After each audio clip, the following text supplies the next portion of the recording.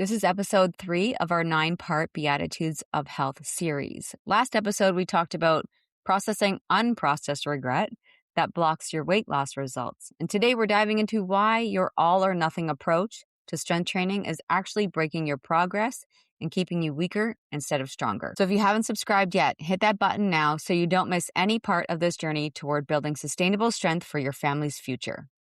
So today, my friends, we're talking about the third beatitude. Blessed are the meek, for they will inherit the earth. And I'm going to show you why trying to force your way to strength through extreme intensity and aggressive discipline is actually working against you. If you've been stuck in cycles of going hard for a few weeks and then burning out completely, or if you feel like you either have to train perfectly or not at all, this episode is going to change how you think about building real strength. And I'm going to walk you through the gentle consistency approach that actually builds lasting strength instead of temporary burnout. Here's what most people don't realize about strength training. The strongest people aren't the ones who go the hardest. They're the ones who show up most consistently. And consistency comes from meekness, not force. So grab a notebook and let's dive into the discipline that actually builds strength for generations. Welcome to Strength for Generations, the go-to podcast for Christian families who want to build strength, restore energy, and deepen connection with God at the center. I'm Krista Baker, Christian health coach, wife, mom, and co-founder of Baker Family Fitness. I'm here to help you honor God with your health and bring peace back to the process, to simplify what it means to build strength in your body, renew your mind, and care for your spirit, all without losing precious time with your family. So grab your coffee and your ribeye, and let's do this His way.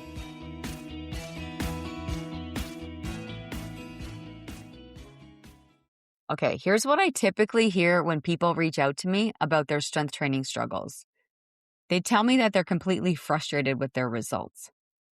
They say, Krista, I don't understand what's wrong with me. I commit to working out. I find a good program. I go all in for 3 or 4 weeks.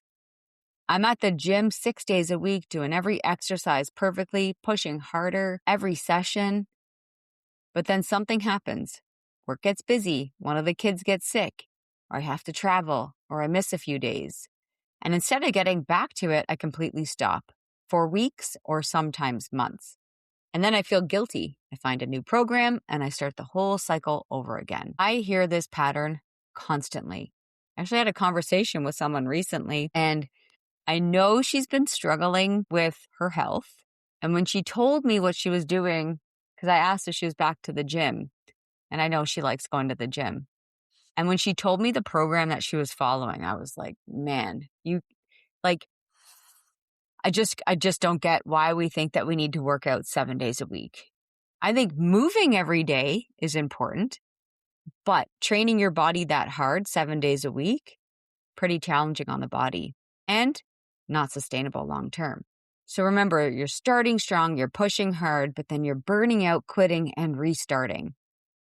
People tell me that I feel like I'm weaker now than when I started. Like a lot of people are like, I just don't have that strength anymore, or I'm more tired, or I'm more irritable. And then oftentimes it's followed up with, I'm exhausted just thinking about trying again. I had another woman share with me that she was really struggling because she noticed that her family would see her go through these cycles. And she's like, I don't want to keep acting like this around my kids. I keep saying I'm going to get in shape, but I never actually sustain anything. And I feel like a hypocrite. This is the all or nothing trap that people get stuck in. People believe that strength training has to be intense, perfect, comprehensive, or it's not worth doing. They think that missing a workout means they're failing. They think that if they can't give 100%, they should give 0. And that mindset is what's keeping people weaker and not allowing people to actually get stronger. Here's what I see that changes everything for people when they learn that meekness isn't weakness. When they discover that gentle consistency beats aggressive intensity every single time. When they start approaching strength training from a place of stewardship instead of performance.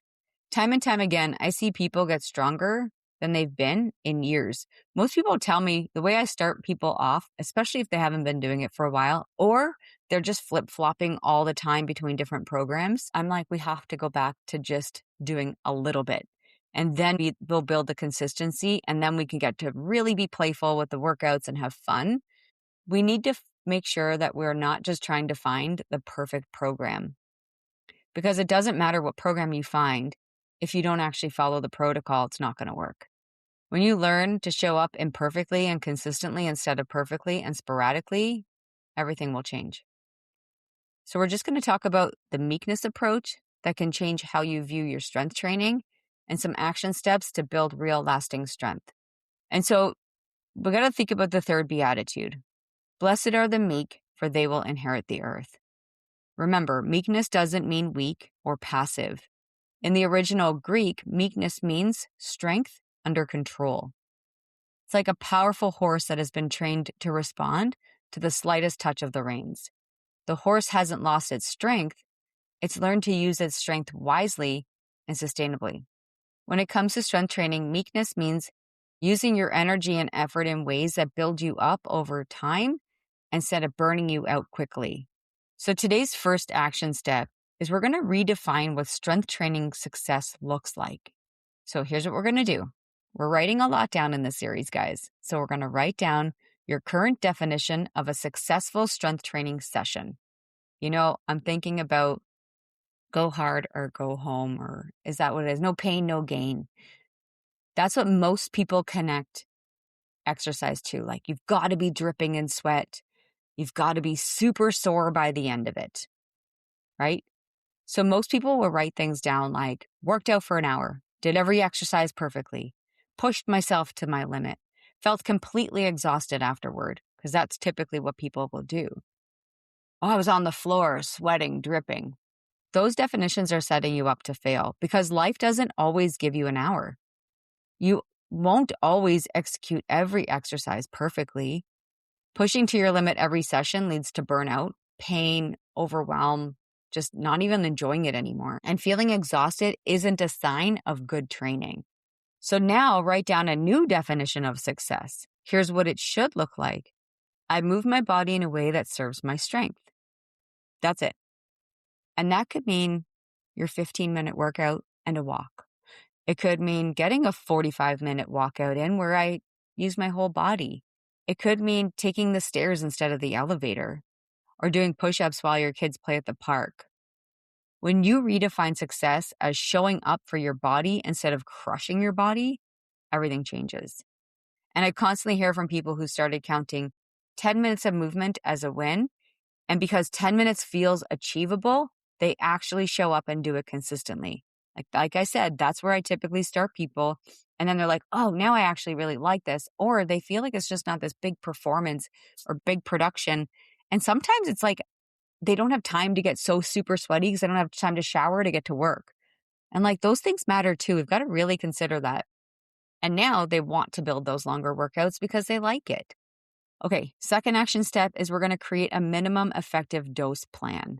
I also call it a BAM, so your bare ass minimum. But most people create strength training plans for their best days, when they have an hour, perfect energy, and zero distractions. But life isn't lived on your best days. Your life is lived on Tuesday morning when you're tired, or Thursday evening when work ran late, and Saturday afternoon when the kids need attention. So we're going to create 3 levels of strength training that all count as success. Okay, level 1 is your minimum effective dose, 15 minutes, 3 exercises, 2 to 3 exercises. Can be done anywhere. Okay, so maybe push-ups, squats, and planks in your bedroom. Or grab some resistance bands and exercise while you watch TV. Okay, level 2, your standard session, 30 minutes, 4 to 6 exercises, basic equipment. This might be a simple home workout with dumbbells, or a gym session focusing on compound movements. Maybe even a workout video. I mean, I don't highly recommend workout videos, but if we're doing nothing and that's what we want to do, by all means. Level 3, your optimal session, 45 to 60 minutes, full program, ideal conditions. This is your best case scenario workout when everything aligns. The key is that all 3 levels count as success. So most people only count level 3 as a real workout, but level 1 and 2 are what build consistency. And consistency is what builds strength. So take a look at your calendar And if something comes up and you're like, I can only do 15 minutes, remember, you're succeeding still. You're not a failure. Third action step, we're going to practice the 80%. Never give more than 80% effort in any single session. And I know that sounds counterintuitive. We've been told that we need to push harder, give more, leave it all on the gym floor. And that's exactly why most people burn out. When you consistently train at 80%, you can show up tomorrow. When you train at 100%, you need 3 days to recover. When you train at 110%, you get injured or burnt out. People tell me they used to leave every workout feeling destroyed. Like, I can't even walk up the stairs for like 2 days. And they're proud of that. And that's the proof that they worked hard. But you can only sustain that for a few weeks before your body and mind just tell you like, no, thank you. It's going to rebel against you. The ones who succeed tell me they finish their workouts feeling energized, not depleted. They could do more, but they choose not to. And because of that restraint, they stay consistent for months and years. 18 months of 80% effort beats 3 weeks of 110% effort every single time. Okay? All right, our fourth action step is we're going to build in grace for imperfection. One of our biggest strength killers is the belief that missing a workout ruins everything. And that's not how we build strength. Okay? It's not how building strength works. Your body doesn't lose strength from missing one workout or even missing 1 week. Strength is built over months and years, not days and weeks. We're going to plan for imperfection from the beginning. Expect that life will interrupt your schedule. Know that you're going to have days when you're sick, tired, or overwhelmed. To be honest, right now, I'm recording this and I was really not feeling well today. I wanted to go to the gym. I did not have the capacity this morning. It was like, I actually need to take an Advil, cold and sinus or something because I wasn't feeling well.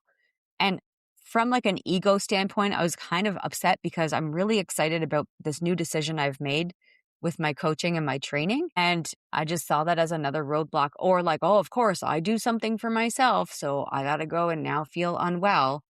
And yeah, I gave myself a little bit of a pity party, but I was like, what can I do? I'm going to do some mobility and I'm going to get a walk in because that's what my body can actually manage today. And that is not a fail. That is a win.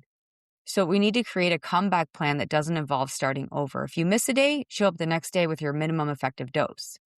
If you miss a week, come back with this, maybe a standard session.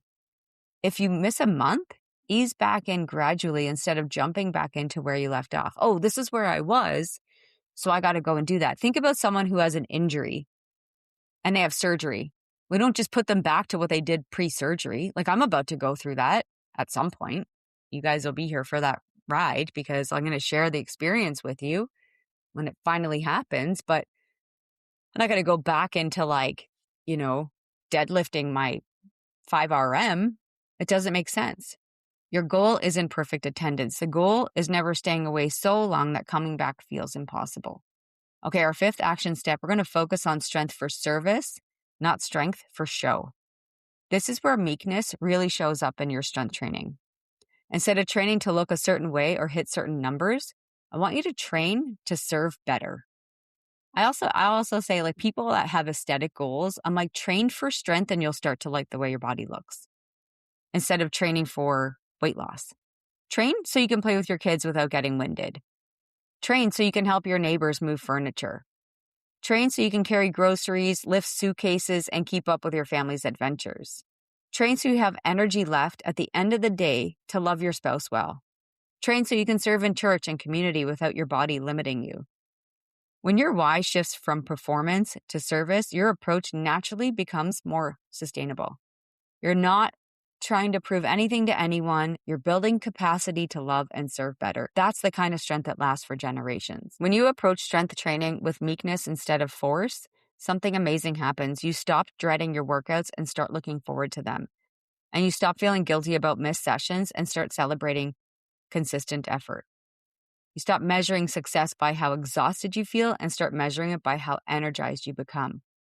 Your strength training becomes sustainable instead of sporadic. And most importantly, you actually get stronger over time instead of spinning your wheels in cycles of burnout and restart. So if you're tired of that all or nothing cycle, guys, and you're really ready to build sustainable strength that actually serves your family, don't forget to join our free 5-day training, the Move Mountains Method. It's designed specifically for families who want to build health from a place of wisdom instead of force. So as a reminder, day 1, we're going to connect with our why. Day 2, we're going to go through movement and how to really be strategic and fit it into your life. Day 3, we talk about nutrition. Day 4, we talk about perseverance and what to do and how to keep showing up when motivation fails us, because it's going to. And day 5, we talk about how to build that legacy of health so that your children will want to follow. Every day we include reflection questions. You have a little bit of a workbook there as well, and it's super fun. So I'm excited for you guys to come on over to bakerfamilyfitness.com/movemountains and get yourself signed up. Remember, guys, meekness is not weakness. It's strength under control. It's showing up imperfectly and consistently instead of perfectly and sporadically. Remember, the strongest people aren't the ones who go the hardest. They're the ones who show up. And that's all you've got to do. Make sure you guys come back as well as we dive into the 4th Beatitude. But let me pray for us before we go. Father, thank you for designing our bodies with the capacity to grow stronger. Help us to approach our health with meekness instead of force. Give us wisdom to know the difference between discipline and destruction. God, show us how to build strength that serves you and our families well. Help us to be consistent rather than perfect, and teach us to measure success by our ability to love and serve others. Strengthen our body so we can strengthen our families. In your glorious and beautiful name, Jesus, we pray. Amen. All right, my friends, you know what to do. Keep building strength for generations. Thanks for tuning in to Strength for Generations. If this podcast encouraged you, it would be a blessing if you took a quick minute to leave a 5-star review. It helps more families hear this message and find hope for their health and faith journey. It lights me up to know this podcast is helping you. And if you feel led to share this episode, text it to a friend, post it to your stories, or send it to someone on your heart. God might use it to encourage someone who really needs it today. And don't forget to eat steaks, lift weights, love Jesus, and keep doing it His way.